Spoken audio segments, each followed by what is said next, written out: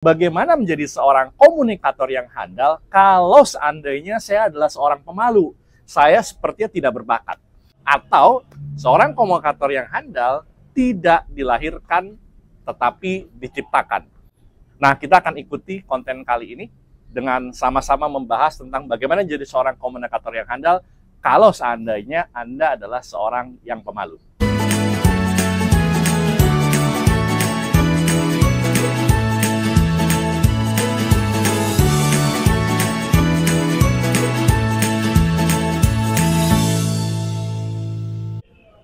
Salam harmoni, sahabat harmoni. Saat ini saya sedang berada di NC Plus Coffee Experience. Sebenarnya ini adalah bagian dari Nick Coffee di Bengkulu. Jadi pemiliknya adalah Mas Nick. Mas Nick ini adalah masih kelas 3 SMA dan beliau adalah salah seorang finalis barista tingkat nasional.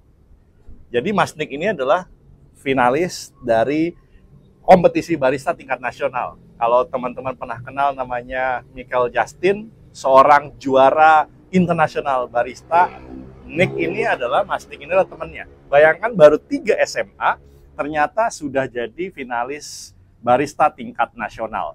Dan ternyata sejak kapan dia mulai? Sejak umur dia sekitar 12 tahun, yaitu di 6 SD.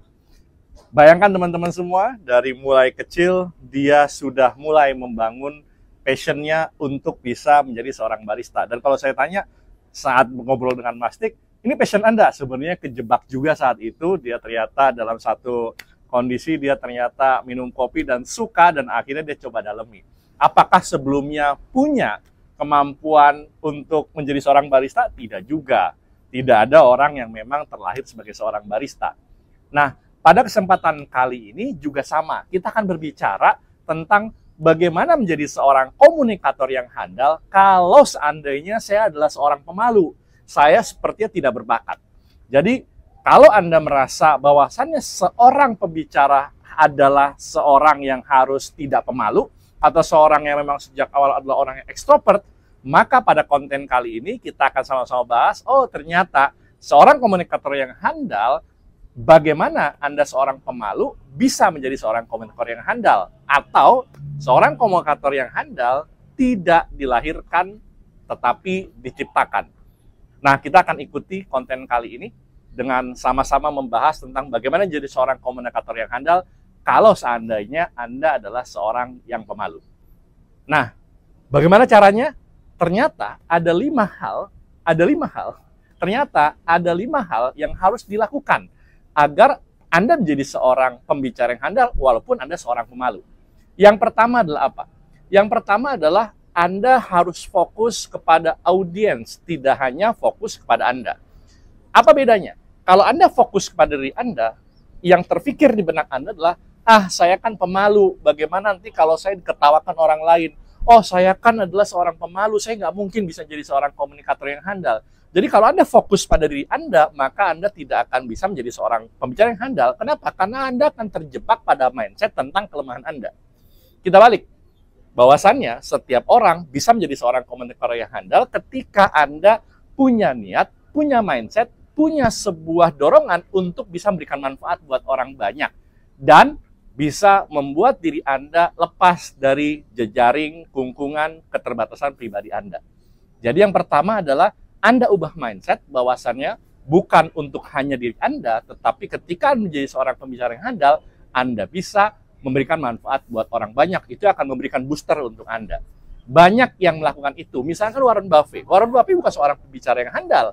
Beliau adalah seorang bisnismen, seorang investor yang saat itu tidak bisa bicara banyak. Tetapi ketika dia terdorong untuk membagikan apa yang dia miliki, akhirnya dia bisa membooster dirinya menjadi lebih baik.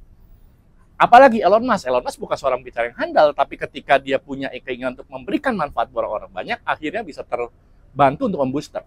Bill Gates bukan seorang pembicara yang handal, dia terlahir sebagai orang yang introvert, tetapi dia akhirnya bisa menjadi seorang pembicara yang handal. Itu fokus pada memberikan manfaat buat orang banyak, berikan passion Anda bukan hanya untuk diri Anda, tetapi untuk orang lain. Yang kedua, apa? Kalau Anda bilang, oh saya masih pemalu, maka mulailah dari komunitas-komunitas yang kecil, mulailah dari forum-forum yang kecil, Sehingga saat itu Anda bisa manfaatkan. Bahkan forum yang kecil hanya sekedar Anda bicara di depan cermin, hanya ada Anda dan bayangan diri Anda bisa mulai dari situ. Kalau sudah berani bicara depan cermin, kembangkan lagi, Anda bicara depan kamera, Anda share kepada orang-orang sekitar Anda, atau Anda berusaha bicara depan kolega Anda saat ada kumpul keluarga dan sebagainya. Jadi mulai dari komunitas kecil, Anda gulung terus menjadi komunitas yang lebih besar, Anda manfaatkan, maka Anda akan bisa lebih maksimal. Yang ketiga apa? Yang ketiga adalah mulai dari struktur yang sederhana. Jadi kalau bicara ada pembukaan, ada isi, ada konklusi. Mulai dari situ saja. 3C misalkan adalah konteks, konten, conclusion. 3 hal itu. Jadi Anda mulai dari hal-hal yang kecil dengan struktur yang sederhana. Lalu kemudian yang ketiga apa? Yang ketiga adalah Anda mulai dari power pose. Power pose itu apa? Cara Anda berdiri, ekspresi sederhana, gerakan tangan sederhana, maka akan membuat diri Anda lebih terbooster. Yang keempat, kalau kita bicara yang keempat adalah Anda gunakan diri Anda mulai dari hal-hal yang paling umum yang bisa Anda gunakan dalam kehidupan Anda, tema-temanya.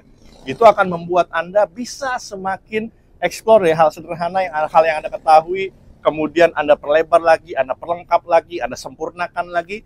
Dan yang kelima adalah apa? Yang kelima adalah jangan nunggu Anda sempurna untuk Anda memulai, tapi mulai dari progres-progres kecil, maka nanti lama-kelamaan akan membuat Anda semakin sempurna.